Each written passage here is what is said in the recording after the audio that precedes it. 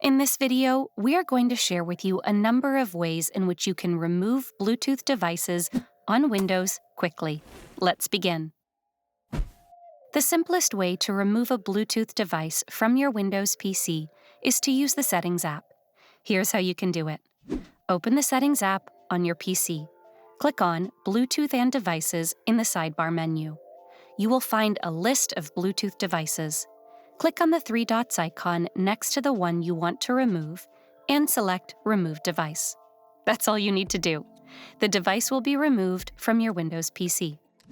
You can also remove Bluetooth devices using the Device Manager as well. Here's how. Press the Windows key and X keys. Click on Device Manager. Now navigate to Bluetooth. Find and select the device that you wish to remove. Right-click on the device and select Uninstall Device. Click on Uninstall to confirm.